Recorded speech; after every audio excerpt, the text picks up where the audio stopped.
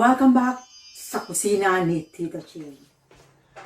Kung bago ka lang dito sa channel ko, please hit the subscribe button and smash that notification bell para lagi po kayong updated sa mga videos na i-upload ko. Salamat! Tonight episode guys ay magluluto po tayo ng tinatawag na braised eggplant. So, ano-ano ang mga kailanganin natin? So, mga kailangan tayo ng ground meat. So, ang gagamitin ko is minced beef. Yan. Kailanganin din natin ng eggplant or talong. Yan. Mayroon din akong isang red onion. And 1 tablespoon of minced garlic, and this one, gagamit tayo ng oyster sauce, 3 tablespoons of oyster sauce, of course, konting water, so about 3 tablespoons of water, at red bell pepper, at saka pang garnish natin pagkatapos na spring onions, isa-chop lang natin. So ayan, I will now prepare. Sunod natin na i-prepare ang ating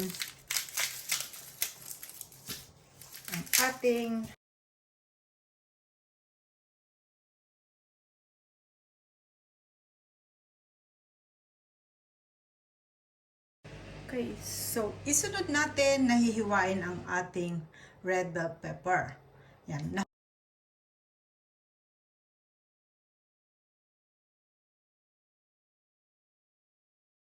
So, next natin na ipiprepare itong ating spring onions.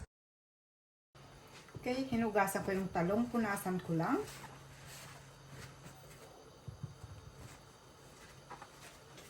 Kasi pag may tubig, pag basa, matilamsik yung mantika. So, tutuyuin ko lang. At pinapainit na rin natin yung kawali para pagkatapos mahiwa yung talong ay diretso na. Okay, so here we are, the complete prepared ingredients. Yan. So, we have there the minced beef,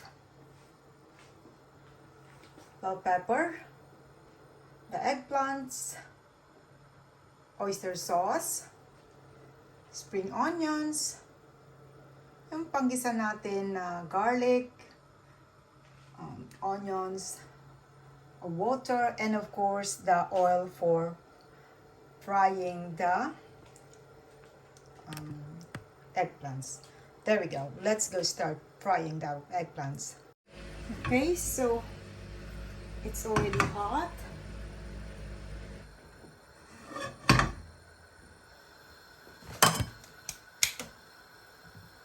We will fry the eggplant till both sides is are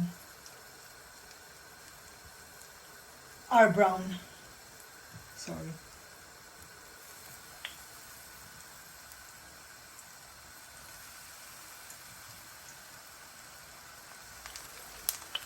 All the oils are staying on the sides. No oil in the middle.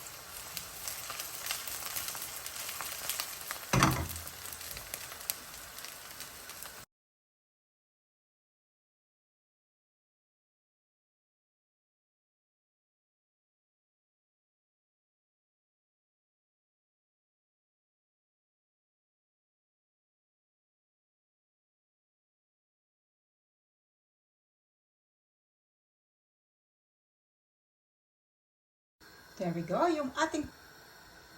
So, ito na guys yung talong. So, in the same pot, igigisa na natin yung ating onions, garlic. Okay, so unahin ko na. Igisa yung ating onions.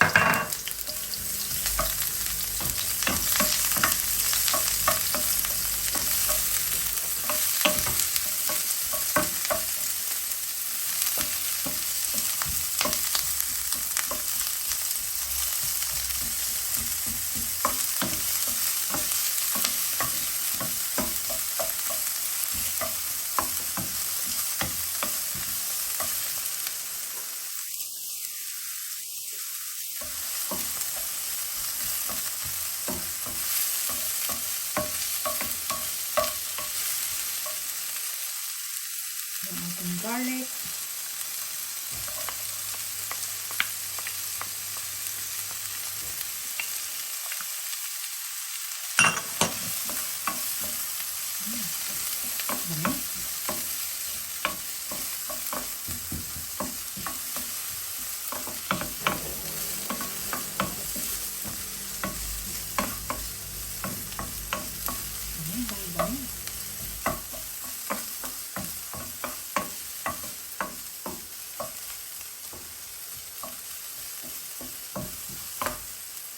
Okay.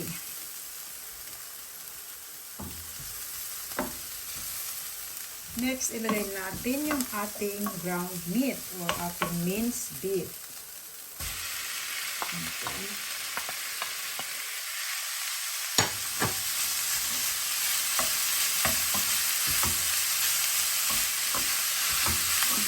Igisa natin until become brown.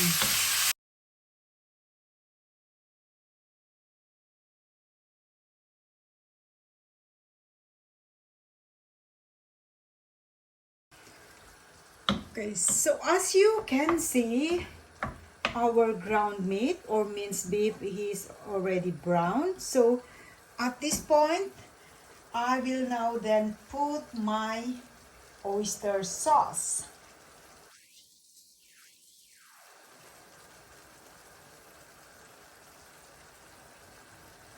There we go.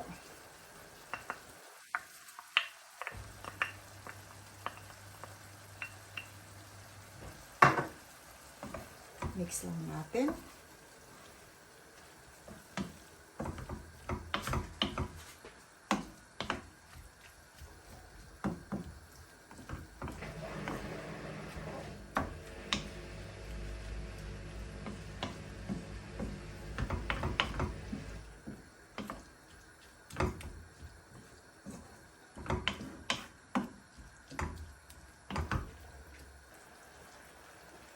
Lalagay ko na rin yung konting water. Okay. And then, tatakpan lang natin. Hayaan muna natin na kumulo.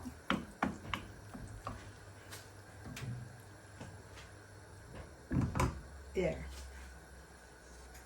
So, i-check na natin. Ayan, kulong-kulo na siya. So, at this point, ilalagay na natin yung ating red pepper. At lutuin natin in a high heat. Naka-high heat na tayo.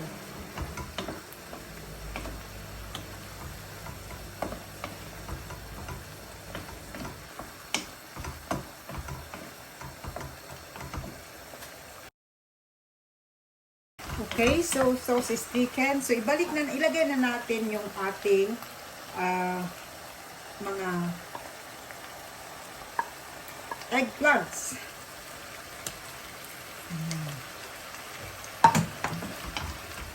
And then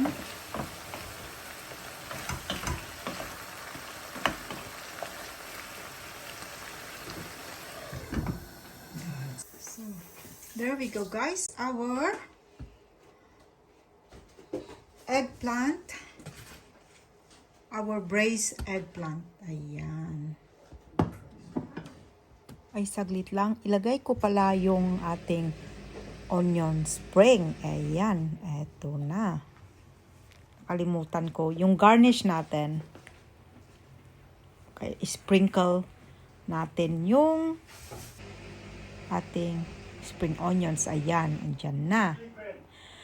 Napakasimpleng ulam guys. Napakadaling gawin. At very minimal ang ingredients pero napakasarap. So, thanks for watching guys. See you again in my next video. Shoutout po sa ating mga channel members. Please support and do connect to all of them. Eto na po sila.